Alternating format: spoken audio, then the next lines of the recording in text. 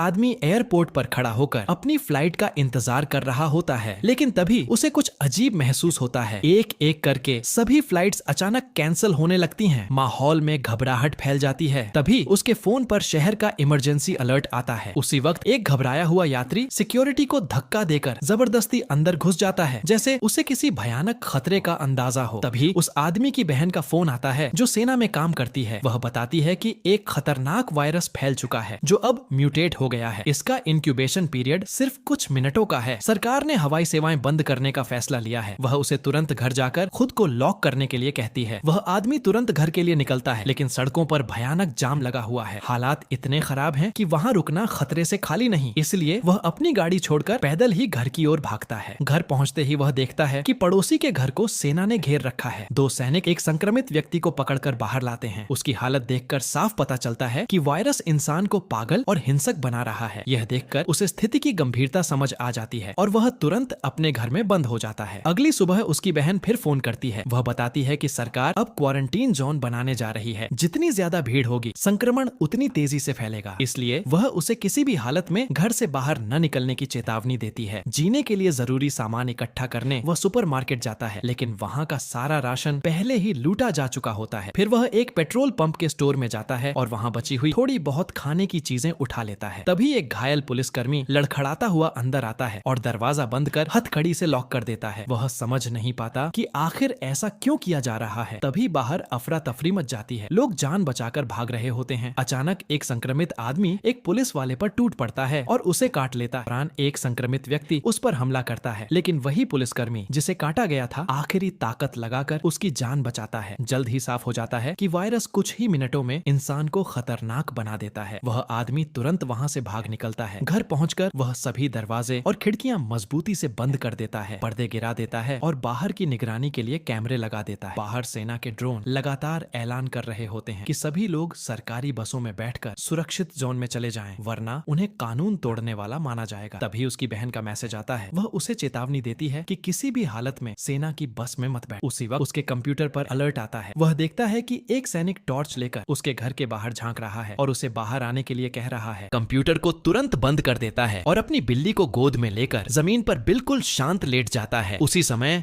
एक सैनिक उसके दरवाजे तक आ पहुंचता है और जोर जोर से दरवाजा पीटने लगता है, लेकिन आदमी ने पहले ही अपने दरवाजे और खिड़कियों को मजबूत कर रखा होता है। काफी देर तक जवाब न मिलने पर सैनिक को लगता है कि घर में कोई नहीं है और वह वहां से चला जाता है। तब जाकर आदमी चैन की सांस लेता है, लेकिन कुछ ही दिनों में उसके घर का बचा खुचा खाना भी खत्म होने लगता है। तभी उसकी नजर दीवार पर टंगे एक डाइविंग सूट और फिश गन पर पड़ती है। उसके दिमाग में एक साहसी योजना आती है। वह तुरंत डाइविंग सूट पहनता है, फिश गन उठाता है और खाने की तलाश में बाहर निकल पड़ता है। एक घर में पहुंचने पर वह देखता है कि अंदर एक बुजुर्ग महिला बैठी है। असल में उस महिला के दोनों पैर खराब हैं, इसीलिए सेना उसे अपने साथ नहीं ले गई थी। वह रोज अपने बालकनी से आसपास के घरों पर नजर रखती रहती थी और उसे पता था कि किस घर में झोंपी फैलने से पहले खाने का सामान जमा किया गया था। बुजुर्ग महिला के बताए रास्ते पर आदमी को कई घरों से काफी खाना मिल जाता है। इतना ही नहीं, उसे एक ऑफ रोड मोटरसाइकिल और एक वॉकी टॉकी भी मिल जाता है। अब बस एक आखिरी घर बचा होता है, वही घर जहाँ उसका वह पड़ोसी रहता था जो पहले ही झोंपी बन चुका था। वह घर में जाकर फ्रिज खोलता है, लेकिन अंदर कुछ भी नहीं होता। हालत इतनी खराब हो चुकी होती है कि वह मछली घर में पड़ी मरी हुई मछलियों को खाने के बारे में भी सोचने लगता है। इसी दौरान एक रात अचानक रेडियो से एक प्रसारण सुनाई देता है। सेना आखिरी बार बचे हुए लोगों को इकट्ठा कर रही होती है। उन्हें अर्रोसा बंदरगाह पर पहुंचने के लिए कहा जाता है, जहां से सभी जीवित लोगों को कनारी द्वीप ले जाया जाएगा। खाना फिर से खत्म होने के करीब होता है, इसलिए आदमी बुजुर्ग महिला को भी अपने साथ चलने के लिए मनाता है। लेकिन अगली सुबह जब वह उसके घर पहुंचता है तो उसे कोई जवाब नहीं मिलता। अनहोनी का अंदेशा होते ही वह ऊपर दौड़ता है और देखता है कि बुजुर्ग महिला ने उसे बोझ न बनने के लिए जहर खाकर अपनी जान दे दी है। आदमी भारी दिल के साथ घर लौटता है और यात्रा के लिए सामान तैयार करता है। तभी अचानक जब वह अपनी गाड़ी की छत पर चढ़ता है, एक झोंबी उसे नीचे खींच लेता है, लेकिन उसकी बाह पर सुरक्षा गार्ड लगा होने की वजह से वह बच जाता है। मौका देखकर वह कार के दरवाजे से झोंबी पर हमला करता है और कांच का टुकड़ा उसके सिर में घुस जाता है। यह देखकर देखकर उसे समझ आ जाता है कि जल्द ही पूरा इलाका ज़ॉम्बी के कब्जे में आ जाएगा। वह बिना समय गंवाए अपनी ऑफ रोड मोटरसाइकिल पर सवार होकर बंदरगाह की ओर निकल पड़ता है। रास्ते में अचानक एक लोहे की तारों वाली बाड़ उसका रास्ता रोक देती है। मजबूर होकर वह दूसरी छोटी सड़क पकड़ लेता है। तभी उसे पीछे से डरावनी चीखें सुनाई देती हैं। वह पीछे मुड़कर देखता है तो पाता है कि उसके पीछे बड़ी संख्या में ज़ॉम्बी उसका पीछा कर रहे हैं। खुशकिस्मती से उसकी ड्राइविंग बहुत अच्छी होती है और वह किसी तरह उनसे पीछा छुड़ा लेता है। लेकिन तभी उसके सामने एक कैंप दिखाई देता है।